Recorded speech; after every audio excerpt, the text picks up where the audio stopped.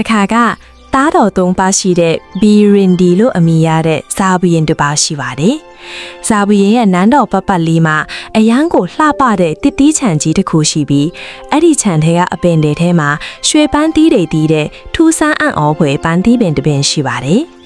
ဒီနေ့မှာတော့တစုံတစ်ယောက်ကခြံထဲကိုခိုးဝင်ပြီးရွှေပန်းသီးတွေခိုးယူနေကြောင်းဇာဘီရင်သိရှိသွားပါတယ်။ဘီရင်ကြီးဟာအလွန်ဒေါသထွက်သွားပြီးသူခိုးကိုဖမ်းဖို့ကင်းဆောင်တွေကိုလွှတ်လိုက်ပါတယ်။ဒါပေမဲ့ကင်းဆောင်တွေဟာတညာလုံးစောင့်ကြည့်ပေးမဲ့သူခိုးကိုမဖမ်းမိခဲ့ကြပါဘူး။ဇာဘီရင်ဟာရွှေပန်းသီးတွေဆုံးရှုံးရလို့စိတ်မကောင်းဖြစ်လွန်းတာကြောင့်အစားတောက်တောင်ပြတ်သွားပါတယ်။ဒါကြောင့်တောက်တော်တွေကဖတ်ခင်ဖြစ်သူကိုအားပေးနှစ်သိမ့်ကြပါတယ်။ခမေးတော့ဒီညကျွန်တော်မျိုးသွားဆောင်ပြီးဖမ်းပေးပါမယ်လို့တာကြီးကဆိုပါတယ်။သူဟာညနေဆောင်ကတည်းကခြံထဲကိုစောစောစီစီရောက်ရှိနေခဲ့ပြီးဟိုဟိုဒီဒီလမ်းရှောင်နေခဲ့ပေမဲ့ဘယ်သူမှမတွေ့ရပါဘူး။ဒါနဲ့မြက်ခင်းပင်လေးပေါ်မှာလွှဲအိတ်ရင်မကြခင်မှာပဲအိပ်ပျော်သွားပါတယ်။မနက်ရောက်တော့ဘရင်ကြီးကကဲတရင်ကောင်းပါသလားသူခိုးကိုမြင်ခဲ့ရလားလို့မေးပါတယ်။တာကြီးကမမြင်ခဲ့ပါဘူးခမေးတော့ကျွန်တော်မျိုးတညာလုံးမြစ်တောင်တစ်ခါတောင်မခတ်ပဲဆောင်ခဲ့တာပါဒါပေမဲ့ဘယ်သူမှမတွေ့ခဲ့ရပါဘူးလို့လိန်ညာလျှောက်တင်လိုက်ပါတယ်နောက်တညမှာတော့ဒီညကျွန်တော်စောင့်ပါမယ်ဆိုပြီးဒုတိယသားတော်ကထွက်လာပါတယ်ဒါပေမဲ့သူလည်းတညလုံးအိပ်ပျော်သွားပြန်ပါတယ်မနက်ခင်းမှာတော့ဒုတိယသားကလည်းခမေးတော့ကျွန်တော်မျိုးတညလုံးမအိပ်ပဲစောင့်ခဲ့ပေမဲ့ဘာတစ်ခုမှမတွေ့ခဲ့ရပါဘူးလို့ဆိုပါတယ်အခုတစ်ခါမှာတော့အငယ်ဆုံးသားတော်မင်းသားအီဗန်လွယ်အလွယ်ရောက်လာပါပြီအီဗန်ဟာသူခိုးကိုမလွတ်စေချင်တာကြောင့်လွှဲအိပ်ဖို့နေနေတာသာထိုင်ဖို့တောင်ကြောက်နေခဲ့ပါတယ်သူငိုက်လာတဲ့အခါတိုင်းမျက်နှာကိုနင်းရည်တွေနဲ့တစ်လိုက်ပြီးချက်ချင်းပြန်လဲလန်းဆန်းအောင်လုပ်ပါတယ်ညတန်းကောက်ရန်အချိန်လောက်မှာတော့ခြံထဲမှာအလင်းရောင်တစ်ခုကိုသူအီဗန်မြင်လိုက်ရတယ်လို့ထင်မိပါတယ်အဲ့ဒီအလင်းကတဖြည်းဖြည်းနဲ့ပုံမူတောက်ပါလာပြီးတစ်ပင်အားလုံးကိုလင်းထိန်သွားစေပါတယ်။အဲ့ဒီနောက်မှာတော့အဲ့ဒီအလင်းရောင်ဟာရွှေပန်းသီးပင်ပေါ်မှာနားပြီးရွှေပန်းသီးတွေကိုစိတ်စားနေတဲ့မီးလန့်ငှက် Firebird စီကလာတာကိုသူမြင်လိုက်ရပါတော့တယ်။ဒါနဲ့သူဟာတစ်ပင်စီကိုအသာမထက်အောင်အသာအရာချင်းကပ်သွားပြီးငှက်ရဲ့အမီးကိုလန့်ဖတ်လိုက်ပါတယ်။ဒါပေမဲ့မီးလန့်ငှက်ဟာအတောင်ပန်းတွေကိုဖြန့်ပြီးပြန်ထွက်သွားခဲ့ရာမင်းသားအီဗန်ရဲ့လက်ထဲမှာတော့အမီးမွေးတစ်ချောင်းပင်ကျန်နေခဲ့ပါတယ်။ကဲပြောစမ်းပါဦးမင်းသားအီဗန်မင်းတခိုးကိုဖမ်းမိခဲ့ရလား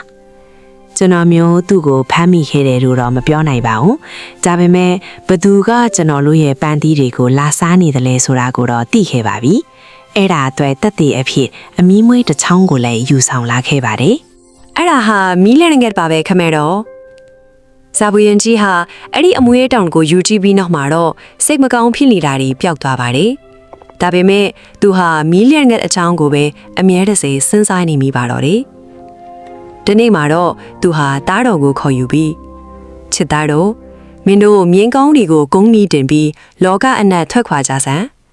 အဲ့ဒီမီးလန့်ငှက်ကိုရှာဖွေပြီးငါးစီကိုအရောက်ယူဆောင်လာနိုင်မလားဆိုတာကြည့်ကြတာပေါ့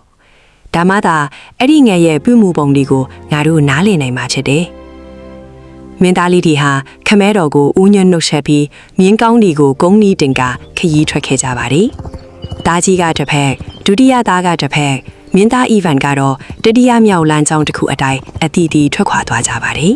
။အီဗန်ဟာမိမိဝေးဝေးမြင်းမြင့်နှိမ့်နှိမ့်လမ်းကြားလမ်းထွေတွေအတိုင်းစီးနှင်းလာခဲ့ရကနေနောက်ဆုံးမှာတော့ကြေပြောလက်တဲ့ကွင်းပြင်ကြီးတစ်ခုစိမ့်လန်းတဲ့မြက်ခင်းပြင်ကြီးစီကိုရောက်ရှိလာပါတယ်။အဲ့ဒီကွင်းပြင်ထဲမှာတော့ကြောက်တိုင်တစ်ခုစိုက်ထူထားပါတယ်။အဲ့ဒီကြောက်တိုင်ပေါ်မှာတော့ဒီလိုစာသားတွေရေးထိုးထားပါတယ်။ဒီကြောက်တိုင်ကနေရှေ့တက်တဲ့လမ်းအကိုင်းသွားသူဟာအေးတန်နဲ့ငတ်မွတ်မှုကိုခံစားရလိမ့်မယ်။ညာဘက်လမ်းကိုသွားတဲ့သူဟာဘေးကင်းလုံခြုံလိမ့်မယ်။ဒါပေမဲ့သူ့ရဲ့မြင်ကတော့အသက်ခံရလိမ့်မယ်။ဘယ်ဘက်လမ်းကိုသွားတဲ့သူကတော့မိမိကိုယ်တိုင်အသက်ခံရမှာဖြစ်ပြီးမြင်းကတော့ဘေးကင်းလိမ့်မယ်။မင်းသားအီဗန်ဟာဒီကပီစာကိုဖတ်ပြီးတဲ့နောက်မှာငါမြင်းအသက်ခံရရင်တောင်ငါကိုယ်တိုင်အသက်ရှင်နေမယ်ဆိုရင်တစ်ချိန်မှာတခြားမြင်းတစ်ကောင်ဖန်ရနိုင်တာပဲလို့တွေးပြီးညာဘက်လမ်းအတိုင်းခီးဆက်ခဲ့ပါတယ်။သူဟာတစ်ရက်နှစ်ရက်သုံးရက်တိုင်တိုင်းမြင်းစီးလာခဲ့ပါတယ်။အဲ့ဒီနောက်မှာတော့ရုတ်တရက်ဆိုသလိုအေးယာမှာဝင်ပလွေမီခိုးရောင်ကြီးတစ်ကောင်ဟာသူ့စီကိုရှေ့တက်တက်ကနေရှောက်လာပါတယ်။ အော်မင်းကိုလူငယ်လေးမင်းသားအီဗန်မင်းကြောက်တိုင်ပေါ်ကစာကိုဖတ်ထဲတာပဲဒီလမ်းကိုလာရင်မင်းရဲ့မင်းတည်ရမယ်ဆိုတာသိရသားနဲ့ဘာလို့ဒီကိုလာခဲ့တာလဲဝင်းပလွေကြီးဟာဒီစကားကိုပြောဆိုပဲမင်းသားအီဗန်နဲ့မြင်းကိုနှစ်ပိုင်းပြီးကြွိုက်တက်လိုက်ကဘေးတစ်ဖက်ကိုပြေးထွက်သွားပါတယ်မင်းသားအီဗန်ဟာသူ့ရဲ့မြင်းအထက်အရန်ကိုဝမ်းနဲ့ပူဆွေးသွားပါတယ်သူဟာခါးတီးစွာမဲရည်ကြခဲ့ပြီးတဲ့နောက်ခြေလင်ပဲခရီးဆက်ခဲ့ပါတယ်တနေ့လုံးလမ်းလျှောက်ခဲ့ရတာကြောင့်အင်တန်ထာမှလည်းမောပန်းနွမ်းနေပါပြီသူဟာခဏလောက်ထိုင်နာမယ်လို့ကြံ့ရွယ်နေတော့ပါပဲရုတ်တရက်ဝမ်းပလွေမီခိုးရောင်ကြီးဟာသူ့စီကိုပြန်ရောက်လာပါတယ်မင်းသားအီဗန်မင်းလမ်းလျှောက်ရတာပင်ပန်းနေတာကိုကြည့်ပြီးငါမင်းကိုသနာမိပါတယ်မင်းရဲ့မြင်းကောင်းလေးကိုငါစားလိုက်မိတာကိုလည်းစိတ်မကောင်းပါဘူးမင်းဘာလို့ဒီလောက်ဝေးကိုလာခဲ့ရတာလဲဘယ်ကိုသွားမှလဲဆိုတာငါ့ကိုပြောပြစမ်းပါခမီးတော်ကကျွန်တော်ကိုမီးလန်ငွက်ကိုရှာမတွေးမချင်းလောကအနက်လက်လေဖို့ဆေးလွတ်လိုက်တာပါဟာမင်းသားမင်းရဲ့မြင်းကောင်းကြီးနဲ့သွားမယ်ဆိုရင်တောင်3နှစ်ကြာတဲ့အထိမီးလန်ငွက်ကိုတွေ့မှာမဟုတ်ဘူးဘာလို့လဲဆိုတော့အဲ့ဒီငွက်ဖဲမာနေလဲဆိုတာငါတကောင်လေးပဲသိတာကိုငါမင်းရဲ့မြင်းကိုစားလိုက်မိတဲ့အတွက်အခုကစပြီးမင်းအပေါ်တစ္ဆာရှိနဲ့ကောင်းမွန်အလုပ်အကျွေးပြူပါမယ်ကဲငါကြောပေါ်တက်ပြီးမြဲကင်ထားပြီးတော့မင်းသားအီဗန်ဟာဝမ်ဘလွေမီခိုးရောင်ကြီးရဲ့ကြောပေါ်မှာခွတ်စည်းလိုက်တဲ့အခါဝမ်ဘလွေကြီးဟာစိမ့်လိုက်တဲ့တောအုပ်တင်နဲ့ပြာလဲနေလေရေကန်ကြီးတွေကိုဖြတ်ကျော်ပြီးခုံလွှားပြေးထွက်သွားပါလေနောက်ဆုံးမှာတော့သူတို့ဟာအင်မတန်မြင့်မားတဲ့ခံတပ်ကြီးတစ်ခုစီကိုရောက်ရှိလာပါလေငါပြောတာကိုတခြားနားထောင်ပြီးမှတ်ထားပါခံတပ်တနိုင်ကိုကြော်တက်သွားပါဘာမှမကြောက်ပါနဲ့ကင်းဆောင်တွေအားလုံးအိပ်ပျော်နေကြလိမ့်မယ်အပေါ်ထက်ကအဆောင်ဟီးတဲ့နောင်ပြတင်းပေါက်အသေးလေးတစ်ခုကိုမင်းတွေ့လိမ့်မယ်အဲ့ဒီပြတင်းပေါက်မှာရွှေလောင်အိမ်လေးတစ်ခုချိတ်ထားတယ်အဲ့ဒီလောင်အိမ်ထဲမှာမီးလန်ငတ်ရှိတယ်ငတ်ကိုယူပြီးမင်းရဲ့ဝိယုံအောက်မှာဝတ်ထားပါဒါပေမဲ့လောင်အိမ်ကိုတော့လုံးဝမထိမိပါစေနဲ့မင်းသားအီဗန်ဟာတနိုင်းကိုကြော်တက်ပြီးအဆောင်လေးကိုတွေ့ရှိသွားပါတယ်ဝမ်ဘလီကြီးပြိုးခဲ့တဲ့အတိုင်းပဲပြတင်းပေါက်မှာရွှေလောင်အိမ်လေးခိတ်ထားပြီးအထဲမှာမီးလန်ငတ်ရှိနေပါတယ်သူဟာငှက်ကိုထုတ်ယူပြီးဝိရောင်ဝေါင်းမှာထည့်လိုက်ပါတယ်။ဒါပေမဲ့ရွှေလောင်အင်ကြီးကိုကြီးမိတဲ့အခါမှာတော့အဲ့ဒီအပေါ်မှာလောဘစိတ်ဖြစ်ပေါ်လာပါတယ်။လောင်အင်ကြီးကအဖိုးတန်ရွှေတွေနဲ့လှုပ်ထားလာကိုဒီလောက်လှတာကြီးကိုငါဘလို့များထားခဲ့နိုင်ပါမလဲလို့သူတွေးမိပါတယ်။သူဟာဝင်းပလွေကြီးမှာမာချခဲ့တာတို့လုံးဝမေးလျော်သွားပြီးလောင်အင်ကိုထိလိုက်ခဲ့ခဏမှပဲခံတပ်တစ်ခုလုံးမှာအချက်ပေးတန်တွေစူးညံ့သွားပါတော့ပဲ။ပုံတန်တွေတပိုးတန်တွေထွက်ပေါ်လာပြီးအိပ်ပျော်နေတဲ့ခင်းဆောင်တွေနိုးလာကမင်းသားအီဗန်ကိုဖမ်းဆီးပြီးဇာဘရင်အာဖရွန်စီကိုခေါ်ဆောင်သွားကြပါတယ်။ဘရင်ကြီးဟာမီးလန်ကတ်နဲ့လောင်အိမ်ကိုခိုးယူဖို့ကြိုးစားမှုကိုအလွန်ဒေါသထွက်သွားပါတယ်။မင်းကဘယ်သူလဲဘဲကလာတာလဲ။ကျွန်တော်မျိုးဟာဇာဘရင်ဘေရင်ဒီရဲ့သားတော်မင်းသားအီဗန်ဖြစ်ပါတယ်။ရှက်စရာကောင်းလိုက်တာဇာဘရင်ရဲ့သားတော်တစ်ပါးကဒီကိုခိုးဖို့လာတာဆိုလား။ဒါဟာဖြစ်တဲ့ကိစ္စလားမင်းတို့ရဲ့ခြံထဲကိုငါငတ်ကလာပြီးရွှေပန်းတီးတီခိုးစားခဲ့တာမှန်ပါတယ်အဲ့ဒီလိုဆိုရင်မင်းဟာငါစီကိုလာပြီးမီးလျံငတ်ကိုတောင်းဆိုတင်တာပေါ့မင်းရဲ့ခမီးတော်ကိုလေးစားတဲ့အနေနဲ့ငါပေးလိုက်မှာပေါ့ဒါပေမဲ့အခုတော့မင်းရဲ့ဒီအဖြူအမူကိုတလောကလုံးသိအောင်ငါလုပ်ရတော့မယ်ငါရဲ့ခွင့်လွှတ်မှုကိုရချင်တယ်ဆိုရင်တော့မင်းဟာငါခိုင်းစေးချက်ကိုလုပ်ပေးရလိမ့်မယ်ဇာဘရင်ကုစမန်ဆိုသူမှာရွှေရောင်လေးဆံမွေးရှိတဲ့မြင်းတကောင်ရှိတယ်။အဲ့ဒီမြင်းကိုငါးစီအယောက်ယူဆောင်လာပြီးရင်မီးလျံငတ်နဲ့လောင်အိမ်ကိုမင်းကိုပေးမယ်။မင်းသားအီဗန်ဟာဒီလိုခက်ခဲတဲ့အလုပ်ကိုလုပ်ရတော့မယ်ဆိုတာသိလိုက်ရတဲ့အတွက်စိတ်သက်သာသွားပါတယ်။ဒါနဲ့သူဟာဝမ်ပုံလွီးမီခိုးလောင်ကြီးစီသွားပြီးဖြစ်ပျက်သမျှကိုပြန်ပြောပြခဲ့ပါတယ်။ငါမင်းကိုလောင်အိမ်ကိုမထိနဲ့လို့ပြောခဲ့တယ်လေ။ဘာလို့ငါစကားကိုနားမထောင်တာလဲကျွန်တော်မားသွားမှန်းသိပါတယ်ဝမ်ပုံလွေကြီးဟာကျွန်တော်ကိုခွင့်လွှတ်ပေးပါခွင့်လွှတ်ဖို့တောင်းပန်ရတာကတော့လွယ်တာပေါ့ကဲထားလိုက်ပါတော့ငါကြောဘောကိုပြန်တက်ငါတို့အခုကနှုတ်ပြန်လဲလို့မရတော့ဘူးဝမ်ပုံလွေကြီးဟာမင်းသားဤပိုင်ကိုကြောဘောတင်းပြီးတဖန်ပြေးထွက်သွားပြန်ပါတယ်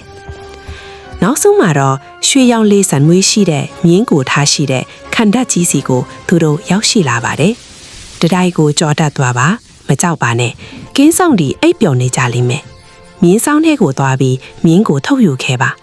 ဒါပေမဲ့အဲ့ဒီမှာချိတ်ထားတာကိုမြင်းတွေ့ရမယ်မြင်းဆက်ကြိုးကိုတော့လုံးဝမထီမိစေနဲ့နော်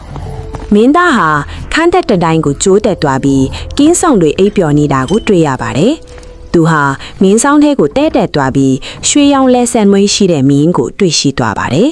ဒါပေမဲ့သူ့ရဲ့မျက်လုံးတွေဟာချိတ်ဆွဲထားတဲ့မြင်းဆက်ကြီးပုံကိုကြာရောက်သွားပါတယ်အဲ့ဒီဆက်ကြီးဟာရွှေတွေနဲ့လှုပ်ထားပြီးအဖူးတန်ကြောင်မြက်ရတနာတွေစီချဲထားတာပါရွှေရောင်လက်ဆံမွေးရှိတဲ့မြင်းနဲ့ဆိုရင်ဒီဆက်ကြီးကသာလိုက်ဖက်ညီမှာပဲလို့သူတွေးမိပြန်ပါတယ်သူဟာဆက်ကြီးကိုယူဖို့လက်ကမ်းလိုက်တဲ့ခဏမှာပဲခန်းတစ်ခုလုံးမှာအချက်ပေးတန်တွေစူညံသွားပါတော့တယ်ပုံတန်တွေတံဖိုးတန်တွေထွက်ပေါ်လာပြီးကင်းဆောင်တွေနိုးလာကမင်းသားကိုအချင်းစားအဖြစ်ဖန်ဆီးပြီးစားပွေရင်ကော့စမန်ရှိကိုခေါ်ဆောင်သွားကြပါရဲ့မင်းကဘာတူလဲဘယ်ကလာတာလဲကျွန်တော်မျိုးဟာမင်းသားဤဖန်ခပါတယ်မင်းခိုးကိုစူးစမ်းတယ်ဆိုတာဉာဏ်ပညာနဲလွန်းညာရောက်တယ်တော်သားတယောက်တောင်ဒါမျိုးကိုစူးစမ်းမှာမဟုတ်ဘူးဒါပေမဲ့မင်းသားဤဖန်ငါရဲ့ခိုင်းစေချက်ကိုလုပ်ပေးမယ်ဆိုရင်တော့မင်းကိုငါလွတ်ပေးပါမယ်ဒဲလ်မက်လို့အမိရတဲ့စားဘူးရင်တစ်ပါးမှာအလာပါကဲဟဲလန်ဆိုတဲ့သမီးတော်တစ်ပါးရှိတယ်သူ့ကိုခိုးယူပြီးငါစီခေါ်လာပေးပါအဲ့ဒီလိုဆိုရင်ရွှေရောင်လဲဆန်မွေးရှိတဲ့မြင်းနဲ့ရွှေဆက်ကြီးကိုမင်းကိုငါပေးလိုက်မယ်ဒီဆုံးဖြတ်ချက်ကြောင့်မင်းသားအီဗန်ဟာအရင်ကထက်တောင်ပိုပြီးစိတ်သက်သာသွားပါတယ်သူဟာဝင်းဘလွေမီခိုးရောင်ကြီးစီတခါပြန်သွားပါတယ်ငါမင်းကိုမြင်းစိတ်ချိုးကိုမထီးနဲ့လို့ပြောခဲ့တယ်လေမင်းငါအမိန့်ကိုနားမထောင်သေးဘူးကျွန်တော်ကိုခွင့်လွတ်ပေးပါဝင်းဘလွေကြီးရခွင့်လွတ်ပါလို့ပြောရတာကတော့အလွန်လွယ်ရပေါ့ကဲထားပါတော့ငါကြောပေါ်တဲ့ဝင်းဘလွေမီခိုးရောင်ကြီးဟာမင်းသားအီဗန်ကိုကြောပေါ်တင်ပြီးစားဘူးရင်တယ်မဲရဲ့ခန့်ထက်ကြီးစီရောက်တဲ့အထိတဖန်အပြင်းနှိမ်ခဲ့တင်ပါလေဒီတခါတော့မင်းကိုငါမလွတ်တော့ဘူးငါကိုယ်တိုင်ပဲသွားမယ်မင်းကတော့စားဘူးရင်အာဖရုံစီကိုအရင်အတိုင်းပြန်နှင်တော့ငါမကြခင်မင်းနောက်ကိုလိုက်လာခဲ့မယ်မင်းတောက်အီဗန်ဟောစကားနားထောင်ပြီးအပြန်လန်းအတိုင်းစတင်ထွက်ခွာသွားချိန်မှာဝင်းဘလွေကြီးကတော့ခန့်တက်တန်တိုင်းကိုကြောဖြတ်ပြီးဥယျာဉ်ထဲကိုခုံဝင်သွားပါတယ်ဥယျာဉ်ထဲမှာတော့အလာပါခဲဟဲလင်ဟာသူ့ရဲ့အချွေရံတွေနဲ့အတူလမ်းရှောင်နေပါတယ်ဝင်းဘလွေကြီးဟာချုံးဖို့တစ်ခုနောက်မှာပုံအောင်ပြီးသူ့လူကိုစောင့်ကြည့်နေပါတယ်မင်းပမီလေးဟာအချွေရံတွေရဲ့နောက်မှာအနှဲငယ်ပြက်ကြံရတဲ့အခိုက်အတန့်မှာပြီးဝင်းဘလွေကြီးဟာသူ့ကိုဖမ်းဆီးပြီးကြော်ပေါ်ပွတ်တင်ကအမြန်ပြေးထွက်သွားပါတော့တယ်အီဗန်အတော်တန့်ဝေးဝေးကိုရောက်ခဲ့အခါမှာတော့ဝင်းဘလွေကြီးဟာအလှပခဲဟဲလင်ကိုကြောပေါ်တင်ပြီးအီဗန်ရှိရာစီမိလာပါတယ်မင်းသားဟာအလွန်ဝမ်းသာသွားပါတယ်မင်းသားဟာမင်းသမီးလေးရဲ့နောက်ကနေဝင်းဘလွေကြောပေါ်မှာလိုက်ပါစီးနေပြီးစိန်လန်းနေတဲ့အုပ်တွေပြားလဲတဲ့မြစ်ချောင်းအိုင်လေးကိုဖြတ်ကျော်ကဝင်းဘလွေကြီးကသူတို့ကိုခေါ်ဆောင်သွားပါတယ်နောက်ဆုံးမှာတော့သူတို့ဟာစားဘူးရင်ကုစမန်ရဲ့ခန္ဓာကိုရောက်စီလာပါတယ်ဒါပေမဲ့မင်းသားဟာအလွန်ဝမ်းနည်းနေပုံရပါတယ်မင်းသားအီဗန်မင်းဘာလို့စကားမပြောဘဲတိတ်ဆိတ်နေတာလဲစိတ်မကောင်းဖြစ်နေတာလားဒီလောက်လှပတဲ့မင်းသမီးလေးနဲ့ကျွန်တော်ဘလို့များခွဲခွာနိုင်ပါမလဲသူကိုမင်းတကောင်နဲ့ဘလို့လို့လဲလေနိုင်ပါလဲမင်းသူ့နဲ့မခွဲခွာရအောင်ငါစီစဉ်ပေးပါမယ်သူ့ကိုတနေရာမှာခွဲထားကြတာပေါ့အဲ့ဒီနောက်မှာငါကအလှပခဲမင်းသမီးလေးဟဲလင်အဖြစ်အသွင်ပြောင်းလိုက်မယ်အဲ့ဒီတော့မှမင်းကငါကိုဘုရင်ကြီးစီခေါ်သွားပြီပေါ့ဒါနဲ့သူတို့ဟာမင်းသမီးလေးကိုတောထဲကတဲအိမ်လေးတစ်လုံးမှာဝှက်ထားလိုက်ကြပါတယ်အဲ့ဒီနောက်မှာတော့ဝင်းဘလွေမီးခွေရောင်ကြီးဟာမော်ကားထားတစ်ခုကိုရွတ်ဆိုလိုက်ရာချက်ချင်းဆိုသလိုပဲမင်းသမီးလေးရဲ့ရုပ်သွင်းအတိုင်းအသက်ဝင်နေတဲ့ပုံရိပ်တစ်ခုဖြစ်သွားပါတယ်မင်းသားအီဗန်ဟာအဲ့ဒီအတူမင်းသမီးကိုစားဘူးရင်ကုစမန်စီခေါ်သွားပေးပါတယ်ကျေးဇူးတင်ပါတယ်မင်းသားအီဗန်ရွှေရောင်လဲဆိုင်မွေးရှိတဲ့မင်းနဲ့ချက်ချိုးကိုယူသွားပြီးတော့မင်းသားဟာမင်းကိုချက်ချိုးတက်ခွေးစီးပြီးတော့မင်းသမီးအစ်စ်ဟဲလင်းဝတ်ထားတဲ့တဲ့အိမ်လေးစီကိုမြန်မြန်လေးပြန်လာခဲ့ပါတယ်ပြီးတော့မင်းသမီးကိုမင်းပေါ်မှာသူ့နောက်ကနေတင်လိုက်ပြီးသူတို့အတူထွက်ခွာခဲ့ကြပါတယ်တစ်ဖက်မှာလည်းစားဘူးရင်ကုစမန်ဟာသူ့ရဲ့မင်္ဂလာပွဲအတွက်စီစဉ်ပြင်ဆင်မှုတွေလုပ်တစ်နေ့လုံးနဲ့တညလုံးနီးပါးစားတောက်ပွဲကြီးတွေဆင်နွှဲပြီးနောက်အဲ့ချိန်ရောက်တဲ့အခါမှာတော့မင်းသမီးအတူကိုအိတ်ဆောင်ထဲခေါ်သွားပါတော့တယ်ဒါပေမဲ့ကုတင်ပေါ်မှာသူမရဲ့ဘေးမှာလွဲအိတ်လိုက်တဲ့အခါသူအိတ်နေရတာဟာလှပတဲ့ဇနီးငယ်လေးနဲ့မဟုတ်ပဲဝင်းဘလွေမိခိုးရောင်ကြီးဖြစ်နေတာကိုသိလိုက်ရပါတယ်သူဟာအရန်ကိုထိတ်လန့်သွားပြီးထွက်ပြေးပါတော့တယ် ဝင်းဘလွေကြီးကလည်းခန့်တက်ထဲကနေလွတ်အောင်ခိုးထွက်လာခဲ့ပါတယ်ဝင်းဘလွေကြီးဟာမင်းသားအေဗန်ကိုမီးသွားတဲ့အခါမှာတော့မင်းသားဟာတဖန်ပြန်ပြီးစိတ်မကောင်းဖြစ်နေတာကိုတတိထားမိပြန်ပါတယ်မင်းသားမင်းဘာဒီအလေးနဲ့စဉ်းစားနေတာလေကျွန်တော်မှအကြောင်းရှိပါတယ်ဝင်းဘလွေကြီးရာမီးလန်ကန်နဲ့လဲလဲထို့အတွက်ဒီရွှေရောင်လက်ဆန်းမွေးရှိတဲ့မြင်းကိုစွတ်လွတ်ရတော့မယ်လို့တွေးမိပြီးစိတ်မကောင်းဖြစ်နေတာပါစိတ်မပြတ်ပါနဲ့ငါထက်ကူညီပါမယ်မင်းသွားပြီးမင်းသမီးနဲ့မြင်းကိုအရင်ဝှက်ထားလိုက်ပြီးရင်ငါကရွှေရောင်လက်ဆန်းမွေးရှိတဲ့မြင်းအဖြစ်အသွင်ပြောင်းလိုက်မယ်အဲ့တော့မှမင်းကငါကိုစားဖို့ညင်အာဖရွန်စီခေါ်သွားပေးပေါ့ဒါနဲ့သူတို့ဟာဟဲလန်နဲ့မြင်းကိုတော်ထဲမှာဝှက်ထားလိုက်ကြပြန်ပါတယ်ဝင်းဘလွန်ပီခိုးရောင်ကြီးဟာမောဂါထားရပြီးရွှေရောင်လက်ဆံမွေးရှိတဲ့မြင်းအဖြစ်အသွင်ပြောင်းလိုက်ရာအီဗန်ကအဲ့ဒီမြင်းကိုဘရင်ကြီးစီခေါ်သွားပေးပါတယ်။စာဖို့ညင်အာဖရွန်ဟာအလွန်ဝမ်းသာသွားပြီးအီဗန်ကိုမီးလံငတ်ရောရွှေလောင်အိမ်ပါပေးလိုက်ပါတယ်။မင်းသားဟာညှက်ထည့်ထားတဲ့အလောင်အိမ်ကိုယူပြီးတောထဲကိုပြန်လာခဲ့ပါတယ်။ပြီးတော့မင်းသမီးလေးကိုရွှေရောင်လက်ဆံမွေးရှိတဲ့မြင်းအစ်စ်ပေါ်မှာတင်ပြီးသူတို့ရဲ့နေရင်းနိုင်ငံတော်စီကိုအပြန်ခီးစာတင်ထွက်ခွာခဲ့ကြပါတော့တယ်။တစ်ဖက်မှာလည်းဇာဘီယန်အာဖရွန်ကရွှေရောင်လက်ဆန်းမွေးရှိတဲ့မြင်းကိုသူထံယူဆောင်လာဖို့အမိန့်ပေးလိုက်ပါတယ်။ဒါပေမဲ့သူကမြင်းပေါ်တက်စီဖို့ကြိုးစားလိုက်တဲ့ခဏမှာပဲမြင်းဟာဝမ်ဘူလီမီခိုးရောင်ကြီးဖြစ်ပြောင်းလဲသွားပါတော့တယ်။ဝမ်ဘူလီကြီးဟာခန်းသက်ထွေးကနေလွတ်အောင်ပြေးလာခဲ့ပြီးမချခင်မှာပဲမင်းသားအီဗန်ကိုမြည်သွားပါတယ်။ကဲအခုတော့ငါမင်းကိုနှုတ်ဆက်ရတော့မယ်ငါဒီထက်ပိုပြီးအဝေးကြီးလိုက်မလာနိုင်တော့ဘူးချေးဆုတင်ပါတယ်တငယ်ချင်းကောင်းကြီးအားဒါပေမဲ့ငါကိုထာဝရတော့နှုတ်မဆက်ပါနဲ့ဘူးငါမင်းကိုနောက်ထပ်အကူအညီပေးရအောင်ပါလို့ဝမ်ဘူလီကြီးကပြောပါတယ်အီဗန်ကသူငါကိုဘာများထပ်ကူညီနိုင်အောင်မလဲလို့တွေးနေမိပါတယ်ငါရဲ့စန္ဒတွေအားလုံးပြေဝသွားပြီပဲဟာ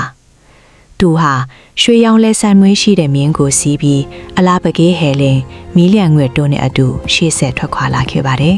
။သူဟာမိမိရဲ့နေရင်းနိုင်ငံတော်ထဲကိုရောက်ရှိလာပါတယ်။ဒါပေမဲ့နန်းတော်ကိုရောက်ဖို့လမ်းခရီးအနှဲငယ်ကြံသေးတာကြောင့်မွန်းတဲ့အချိန်မှာအနားယူဖို့ဆုံးဖြတ်လိုက်ပါတယ်။သူတို့ဟာအစားအစာအချိုးစားကြတယ်။စမ်းချောင်းထဲကရေကိုတောက်ကြပြီးအနားယူဖို့လွှဲလိုက်ကြပါတယ်။မင်းသားလေးအိပ်ပျော်သွားလာတဲ့တပိုင်နဲ့သူ့ရဲ့နောင်တော်နှစ်ပါးဟာအနားကနေဖြက်စီးသွားရင်သူ့ကိုတွေးသွားကြပါတယ်။သူတို့ဟာမီလျံငွက်ကိုလိုက်ရှာဖို့လောကအနှံ့လွှဲလဲခဲ့ကြပြီးမြဲဘာမှမတွေးခဲ့ကြပါဘူး။အခုသူတို့ညီလေးအိပ်ပျော်နေတာကိုမြင်လိုက်ရတဲ့အပြင်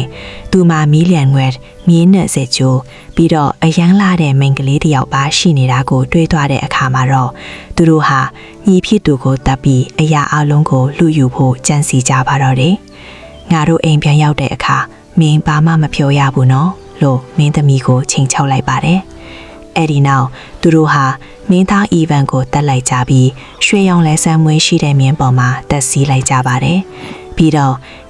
မင်းသမီးနဲ့မီးလံကွက်တို့ကိုယူဆောင်ပြီးခမည်းတော်စီကိုထပ်ခွာသွားကြပါတော့တယ်။သူတို့ဟာတေးဆုံးသွားတဲ့မင်းသားအီဗန်ကိုဖိတ်ထားခဲ့ကြရာအီဗန်ရဲ့အလောင်းပေါ်မှာကြီးကန်းတွေတောင်ဝိုင်းလာကြပါပြီ။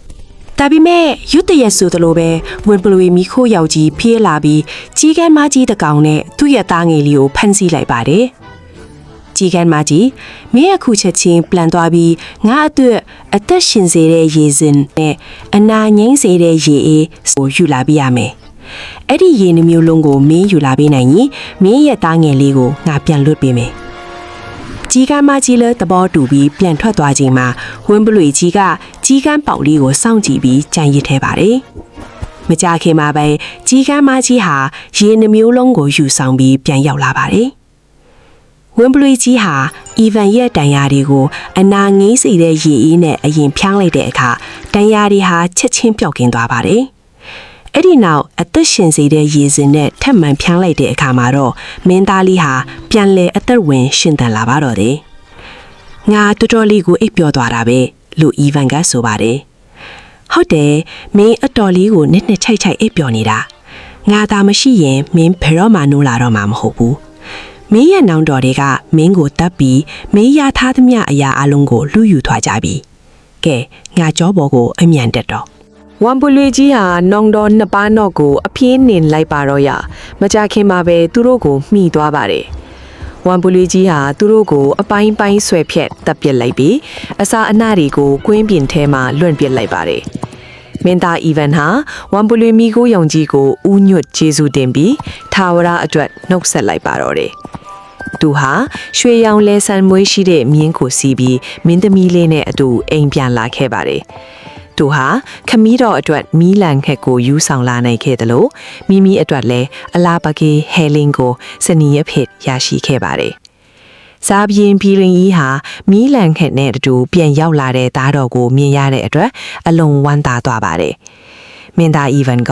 ဝမ်ပလွေကြီးဟာသူ့ကိုမီးလန်ခက်မြင်းနဲ့မင်းသမီးလေးရရှိအောင်ဘလို့ကူညီခဲ့ကြောင်းသူအိမ်နီတုံးမှာနောင်တော်လေးကသူ့ကိုဘလို့တတ်ခဲ့ကြောင်းပြီးတော့ဝမ်ပလွေကြီးကသူ့ကိုဘလို့ပြန်လဲအသက်သွင်းပြီးနောင်တော်တွေကိုဘလို့အဖြစ်ပေးခဲ့ကြောင်းအလုံးစုံကိုပြောပြလိုက်ပါတယ်ဇာဘရင်ကြီးဟာတားကြီးနှစ်ပါးဆုံးရှုံးသွားတဲ့အတွက်ဝမ်းနည်းပူဆွေးခဲ့ပေမယ့်မကြခင်မှာပဲမင်းသားအီဗန်နဲ့မင်းသမီးလေးဟဲလင်တို့ရဲ့မင်္ဂလာပွဲကြောင့်ပြန်လည်နှစ်သိမ့်မှုရရှိသွားမှာတော့တယ်။အဲ့ဒီနောက်မှာတော့သူတို့ဟာထာဝရပျော်ရွှင်စွာနေထိုင်သွားကြပါတော့တယ်။